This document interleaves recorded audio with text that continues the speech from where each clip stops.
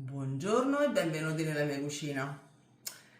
Avete un esubero di licoli? E allora fate come me.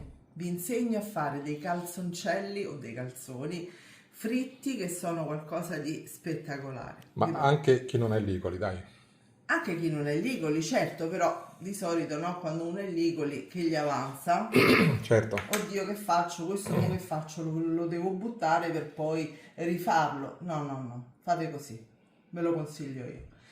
Allora, vi dico subito gli ingredienti: 400 grammi di farina manitoba, quindi con un alto valore proteico, 200 ml di acqua tiepida, 200 di esubero di licoli o 9 grammi di lievito fresco o 3 grammi di lievito secco, 40 grammi di olio extravergine d'oliva, mi raccomando quello buono, e poi 2 cucchiaini di sale. Questo è quanto, tutti gli ingredienti. Allora, subito vado a pesare i licoli direttamente nella ciotola, vedete ho messo la bilancina sotto. È un impasto che farai a mano o... A mano. Allora, intanto che lei versa il lievito, mi scrivete nei commenti la città da dove ci state guardando, perché io ho scoperto che ci guardate veramente da tutto il mondo e sono felicissimo. Ed eccolo qua. Poi lo pulisco perché come al solito qui dopo rimane sul bordo e si secca e non va bene. Succede. Poi metto metà della farina, lo tolgo dalla bilancia, metà dell'acqua e l'olio. Mi pulisco le mani e vado ad impastare il tutto. Allora, mani pulite, anche perché mi dà proprio fastidio l'impasto sulle mani.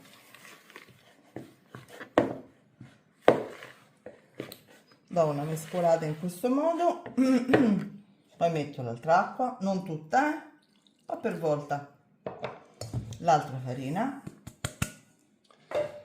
Ragazzi, ieri abbiamo già fatto questi calzoni perché noi proviamo prima la ricetta Certo. per vedere se è giusto poi farla e pubblicarla. Certo. Erano spettacolari. Io faccio prove su prove prima di farlo vedere a voi, Questo è anche il bello della cucina, di fare le video ricette. Eh sì.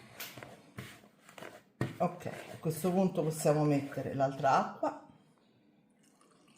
tutta, e il sale.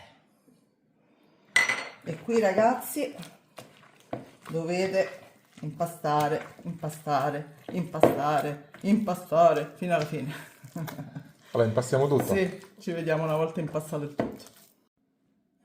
Allora, l'impasto deve risultare così, leggermente appiccicoso ma sodo.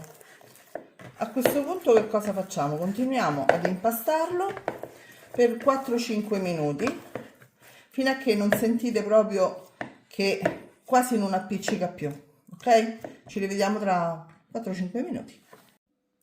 Adesso riposo per 30 minuti, io lo copro col coperchio onde evitare di mettere troppa pellicola, è la stessa cosa, temperatura ambiente, poi andiamo a fare la prima piega.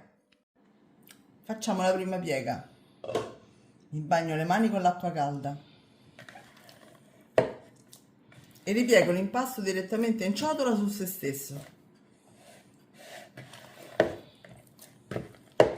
Una volta fatto questo, rigiriamo l'impasto, lo lasciamo così per altri 30 minuti, poi faremo l'altra piega.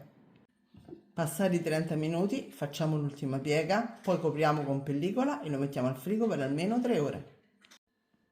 Dopo tutta la notte abbiamo tirato fuori l'impasto e adesso vado a fare un'altra piega. Dopodiché lo lasceremo fuori a riposare per un paio d'ore prima di utilizzarlo. Guardate già la bollicina. A questo punto facciamo la pezzatura, quindi dividiamo l'impasto in tutte parti uguali, diciamo da circa 50 grammi l'una, ok?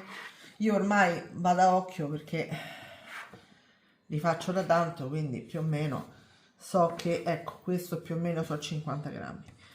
Dopodiché li lascio, faccio prima le palline, che ve le farò vedere, prima faccio la pezzatura, poi le palline e poi le lasciamo riposare una quindicina di minuti sotto un telo, un canovaccio pulito, mi raccomando, su un po' di semola.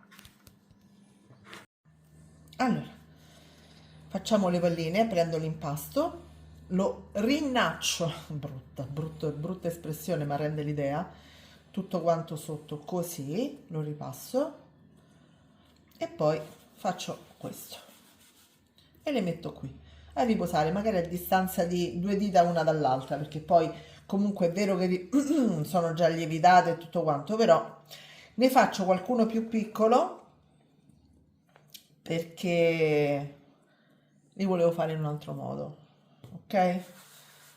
Quindi pezzatura da 50 grammi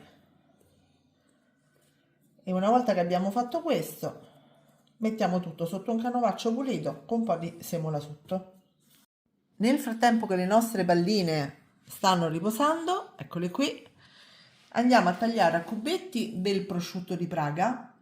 Io me lo sono fatto fare un pochino più spesso così viene più e del galbanino, se volete anche la mozzarella, però non ve lo consiglio perché la mozzarella tira fuori molto latte, quindi semmai se volete farli con la mozzarella prendete la mozzarella, la fate a fette e le lasciate un paio d'ore fuori a scolare sul colino, ok? Vado a tritare il tutto e ci rivediamo qua a composto pronto. Allora, un pochino di semola rimacinata, mattarella alla mano, stendiamo il nostro impasto che è già bollicosissimo, mettiamo su olio di semi di arachide o olio di olio extravergine di oliva e lo facciamo portare a temperatura, ok? Li fate grandi, devono essere la dimensione del diametro di una mano, ok? Di una bella mano grande.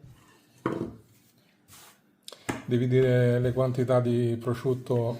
Ah sì, esatto. Io ho messo, guardate, questo deve essere il ripieno, ok? Macinato in questo modo, un po' come si fa per il casatiello. Ho messo 400 grammi di prosciutto di Praga e 200 grammi di galbanino, però ripeto, se volete potete mettere anche, voilà, la mozzarella ma scolata. Andiamo a riempirlo, facciamo bello pieno, e poi ovviamente lasciate sempre il bordo libero, se no poi dopo non vi si sigilla, andiamo a sigillare. Li faccio tutti, ci vediamo sui fornelli. Allora, li abbiamo messi i primi 3, poi li faremo tutti chiaramente e adesso li facciamo dorare da ogni lato, dopodiché li scoliamo su abbondante carta assorbente per alimenti. A questo punto dobbiamo aprirli. Aspetta, fai vedere bene come li apri perché Voilà. Guardate un po' belli pieni. Questi sì che dite? eh sì, E ti tocca l'assaggio? Non assolutamente. piangere, visto come filano. E poi sono croccantissimi, sentite, sono croccantissimi fuori e morbidi ripieni dentro. Spettacolari. Penso lo mangio pure io. Vai. Buonissimo. Ci vediamo alla prossima. Ciao a Ciao. tutti.